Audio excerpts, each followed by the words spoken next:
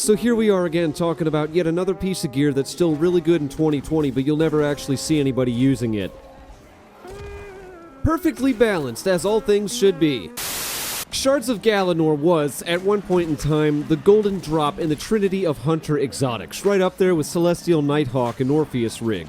Like the two aforementioned exotics, it restored energy based on the number of targets affected by your supercharge. It was delectable. It was succulent. It was like gravy on homemade mashed potatoes. It was everything anybody ever wanted. And then it got nerfed because, of course it did.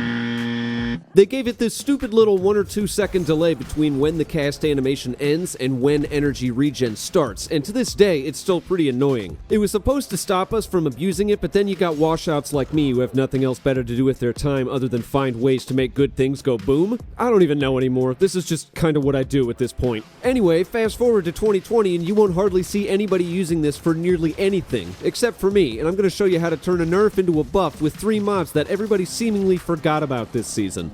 Shards of Galanor only works with the middle tree Gunslinger, so there's no reason to get really deep into it. We already know what ability does what. You've got your triple knife trick, you've got playing with fire to bolster knife trick's cooldown, then you've got the burning edge to recharge your dodge roll while targets burn, and lastly, you've got blade barrage. This skill tree is constantly on its knees begging you to throw knives to keep your abilities off cooldown, but I'm not doing that. So let's fast forward to the exotic itself real quick and take a good look at it. Shards of Galanor, as I already explained once before, returns energy based on the amount of hits and kills you get with your initial cast. Just make sure it's an actual boss target you cast on, otherwise you won't hardly get anything back. It's definitely more of a situational thing anymore. As a matter of fact, on that topic, let me just show you really quick.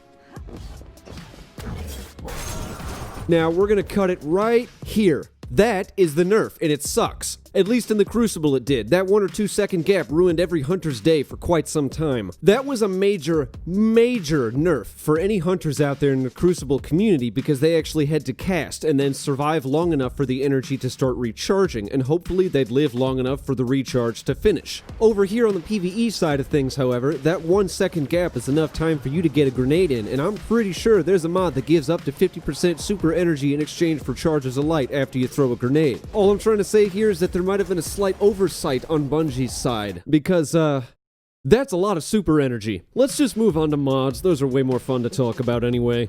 Energy Converter and Charged Up. These are the bread and butter. They are the gravy I was talking about earlier. Let's talk a little bit about how these work together so this feels less like a one-sided monologue and more like a lesson in breaking things. Energy Converter takes charges of light and converts them into super energy after you throw a grenade based on the amount of charges of light that you currently have. It can restore up to 50% energy, but that doesn't mean you can just throw a grenade at half charge and get a full super. It doesn't mean that it'll restore 50% of your super energy. It means exactly what I said the first time. Up to 50%. If you're at 49% charge and you have 5 stacks and you throw a grenade, you're only going to get 1% energy back. That's just the nature of the mod, folks. I don't know what else to say. Charged Up, on the other hand, is extremely useful in a scenario like this because the more stacks of Charged with Light that you have, the more energy you're going to get back. 3 stacks of Charged Up allows you to carry about 5 charges at once, effectively allowing Energy Converter to restore half of your super energy immediately after a cast, but you have to make room for Energy Converter somewhere in your armor set too. That means 2 stacks is the best you'll be able to do because we've got an exotic with no seasonal mod slot. Even then, that's still around 40%, and if that's the best I can do, then I'm not going to complain. By now, you can probably see where I'm going with this. There's a 1 second delay on Galanor's energy recharge, which is enough time to get a grenade in there that can restore a potential 40% of my super energy before Galanor starts recharging. It'll be way easier to just show you how it actually works instead of just yapping on and on about it, so take a look. Assuming you haven't seen it once already, I've used this clip like 4 times in this video so far. Look at all of that super energy. I mean, I literally just cast and I'm already at just about 80%. That's how this works. It's not super complicated. You build up charges, wait for a cast, unleash it, and then immediately throw a grenade when the animation is complete. Depending on just how big of a boy your target is, you'll instantly regenerate almost half of the energy you spend in casting in the first place. So don't go out into the shared world and expect to be throwing flaming knives once every 15 seconds because that's not how it's going to work. This is for boss damage. Blade Barrage hits painfully hard, and having a viable strategy to use it far more frequently than normal is a godsend. If you can cast Blade Barrage 3 times in a minute, you're clearly doing something right, so just tell everyone else to shut up. Just don't let Bungie catch wind of it. The nerf hammer will come back and they'll take all the fun away. That's not the end of it though. There's massive super energy potential in here, yeah, but this mod combo will never actually fill it all the way full.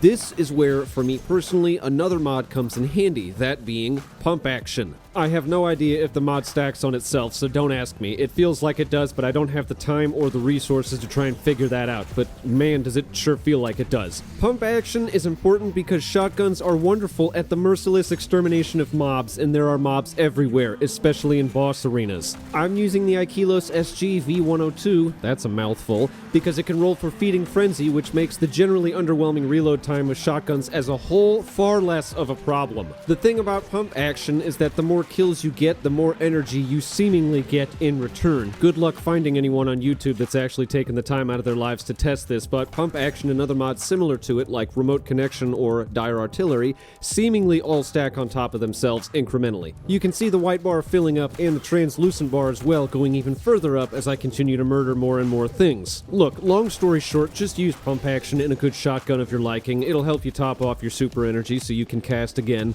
All of these work together in such a way that it seems like Bungie literally just kind of forgot that Galanor specifically has a recharge delay, something that I am vehemently grateful for because views. It goes to show just how drastically these mods can enhance the player character if they just take a little bit of time to figure out how they all work together, and that's part of what I do here on this channel. So if something clicked in your brain when you saw this, hit that like button, leave a sub, you know the drill. I'll be in my depression chamber if anybody needs me.